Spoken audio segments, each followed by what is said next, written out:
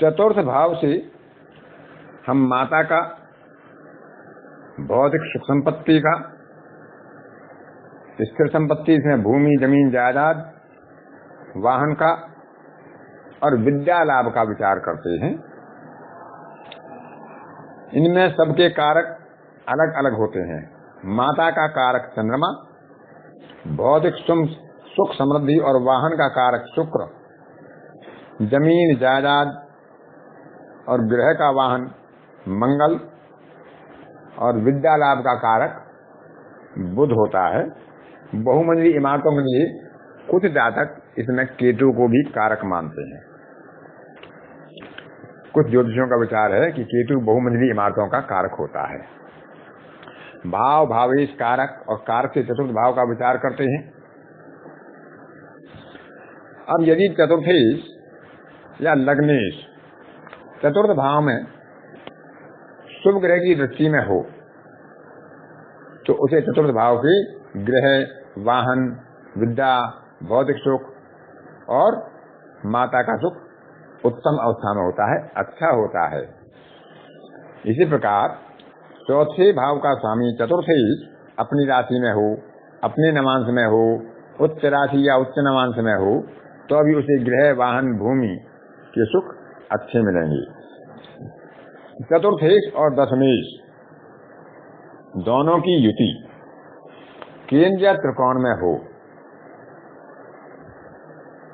और उन पर बृहस्पति का युति या दृष्टि से संबंध बने तो चौथे भाव के उत्तम फल प्राप्त होते हैं। माता का सुख, भौतिक सुख संपत्ति, भूमि जायदाद, जमीन, गृह, वाहन, विद्या लाभ अच्छे होते हैं।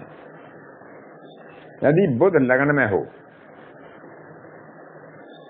और चौथे भाव का स्वामी शुभ ग्रह हो और शुभ ग्रह की दृष्टि से आ रहा हो तो वह एक सम्मानित व्यक्ति होता है। उसे अपने कुल में, अपने परिवार में, अपने ग्राम में, नगर में सम्मान प्राप्त होता है जैसा ग्रह का बल होता है। चतुर्थ भाव का स्वामी और चंद्रमा दोनों की स्थिति अच्छी होती है।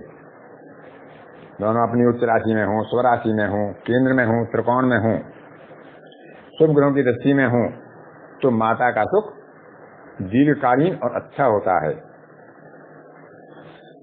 सूर्य यदि चौथे भाव में हो, चंद्रमा और शनि की युति 9वें भाव में हो, मंगल 11वें भाव में हो तो उसे उत्तम चौपायों का सुख मिलता है। गाय, घोड़ा, भैंस आदि पशुओं का जो भाव होता है, चतुष्पादों का, चौपायों का भाव, वह भी चौथे भाव से देखते हैं तो उसका उन्हें उत्तम सुख होता है। यदि सूर्य चौथे भाव में हो, चंद्रमा शनि 9वें भाव में हो, मंगल 11वें भाव में हो। आजकल इस विषय वस्तु को हम उत्तम वाहन से भी ग्रहण कर सकते हैं देश काल परिस्थिति के आधार पर।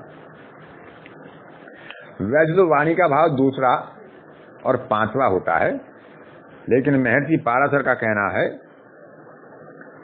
कि यदि सुख भाव में यानी चौथे भाव में चर राशि हो और चतुर्थ भाव का स्वामी और कारक मंगल दोनों 6, 8, 12 में बैठ जाएं, उन पर किसी शुभ ग्रह का प्रभाव ना हो और पाप ग्रहों के प्रभाव में वो यदि आ जाते हैं तो ऐसा जातक मूक हो सकता है। यदि उसका बुध और द्वितीय भाव भी कहीं पीड़ित हुआ तो उसकी वाणी की क्षमता, उसकी वाक शक्ति नष्ट हो सकती है। वाहन की दृष्टि में हम देखते हैं तो उसमें हमें चौथे भाव को और शुक्र का विशेष विचार करना होता है। अब लग्न में यदि शुभ ग्रह हो, चतुर्थेश अपने चौथे भाव में या लाभ भाव में हो और शुक्र 12वें भाव में हो तो ऐसे जातक को बाल्यावस्था या किशोरावस्था से ही अच्छे वाहन का लाभ या अच्छे वाहन का सुख प्राप्त होता है।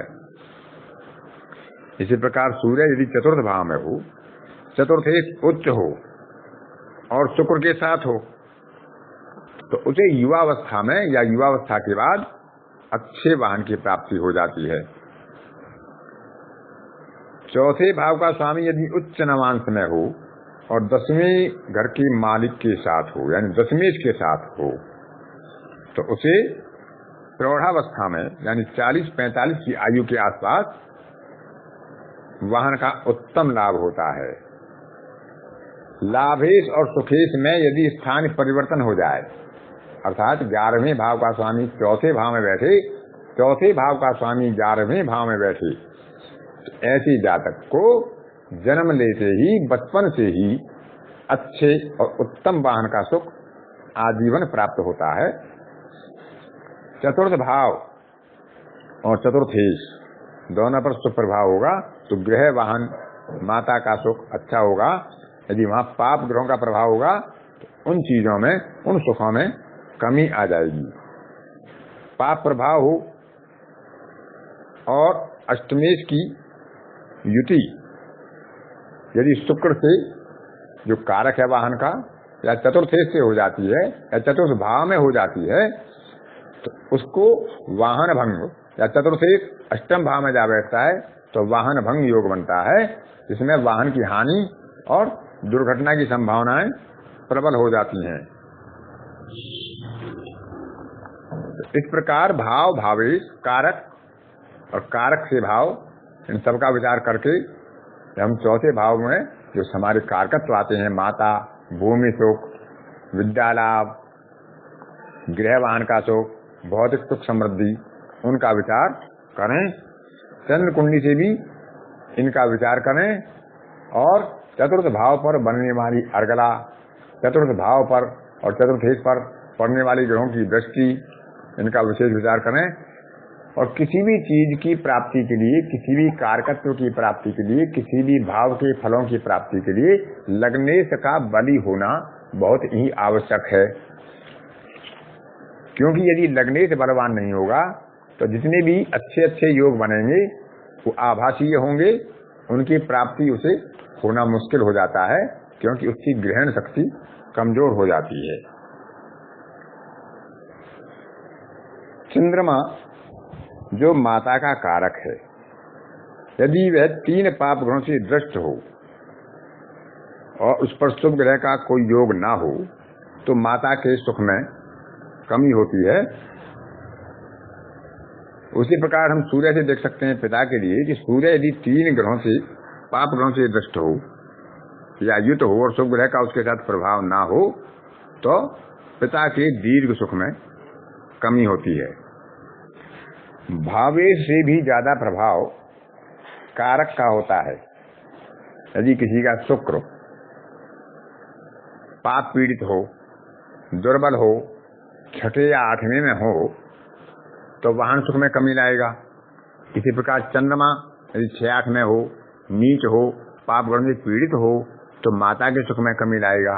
उसी प्रकार मंगल की स्थिति होगी, वह राहु केतु की चपेट में हो, शनि की दृष्टि में हो, शुभ ग्रह का उस पर प्रभाव ना हो तो उसके ग्रह सुख में भी कमी हो सकती है।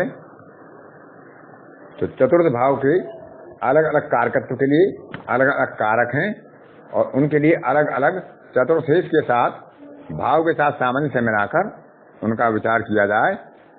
चतुर्थ राशि चंद्रमा की होती है और चंद्रमा नैसर्गिक रूप से चौथे भाव का स्वामी होता है कारपुरुषी कुंडली में। चंद्रमा का विशेष विचार करें, चंद्र कुंडली से भी विचार करें। अब चतुर्थ भाव तृतीय से द्वितीय होता है। द्वितीय भाव धन का होता है, तो छोटे भाई बहनों के लिए आर्थिक स्थिति, धन संचय की स्थिति कैसी रहेगी, वह चतुर्थ भाव से होता है। पंचम भाव से यह 12वां भाव है। तो हमारी संतान का व्यय भाव है, तो उनके व्यय की स्थिति, उनके बंधन की स्थिति, उनके गुप्त शत्रुओं की स्थिति हम चौथे भाव से देखते हैं।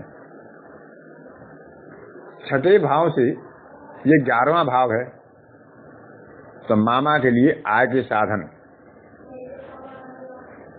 उनके मित्रों का व्यवहार, मित्रों का सुख कैसा होगा, चतुर्थ भाव से देखते हैं। इसी तरह सप्तम से ये 10वां भाव है, हमारे जीवन साथी की आजीविका, मान, सम्मान, यश, प्रतिष्ठा और राजसुख का विशेष विचार हमें चौथे भाव से करना होता है। अष्टम भाव हमारा गूढ़ ज्ञान, अध्यात्म, विरासत, वसीयत आदि का है, उससे यह नवम भाव है। तो उसके लिए यदि चतुर्थ भाव हमारा शुभ होता है तो हमारा अध्यात्म, आयु पक्ष, गुप्त ज्ञान, पैतृक संपत्ति वगैरह का हमें लाभ होता है, क्योंकि चतुर्थ भाव को पैतृक संपत्ति लेते हैं और अष्टम भाव को वसीयत या विरासत से मिलने वाली वस्तुओं में लेते हैं। नवम भाव से हम देखते हैं तो नवम भाव से यह अष्टम भाव है। तो पिता के लिए आयु में हानि कर सकता है यदि वहां पर पाप गुणों का प्रभाव हो, और यदि वहां शुभ गुणों का प्रभाव हो तो पिता की आयु के लिए शुभ होता है। दसम भाव से यह मारक भाव बनता है, सप्तम है, तो हमारे स्वयं की मान प्रतिष्ठा, यश, मान सम्मान, राज्य पक्ष, उसके लिए यह अनुकूल फल नहीं देता यदि यहाँ पाप ग्रहों का ज्यादा प्रभाव हो। 11वां भाव हमारे भाई बहनों का, बड़े भाई बहनों का और मित्रों का है, उनसे यह 6वां भाव है। तो उनके शत्रु, रोग और ऋण की स्थिति कैसी होगी, यह हम चौथे भाव से अपने बड़े भाइयों के लिए, अपने मित्रों के लिए देख सकते हैं। 12वां भाव हमारा गुप्त शत्रुओं का है और 12वें भाव से यह पंचम भाव है। तो गुप्त शत्रुओं की संतान की स्थिति, गुप्त शत्रुओं की मानसिक और बौद्धिक स्थिति, उनकी व्यावसायिक गतिविधियों में उनकी कल्पनाशीलता, उनकी षड्यंत्र की रुचि, वो हम इससे देख सकते हैं कि गुप्त शत्रु अपनी बौद्धिक क्षमता में कितने सफल हो सकते हैं, अपनी कूटनीति में कितने कामयाबी हासिल कर सकते हैं। दूसरा भाव हमारे कुटुंब का है, उससे यह तृतीय भाव है, सुख भाव है, और तृतीय भाव होने से हमारे कुटुंब के लिए वृद्धि कारक होगा यदि वहां शुभता का प्रभाव होगा।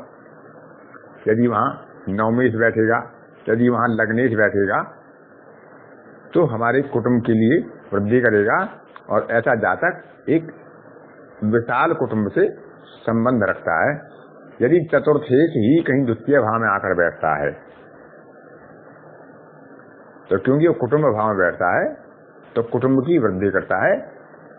यदि वहां पाप प्रभाव ना हो तो ऐसा जातक सामान्यतः एक विशाल परिवार से युक्त होता है। इस प्रकार हम चौथे भाव का विचार करें।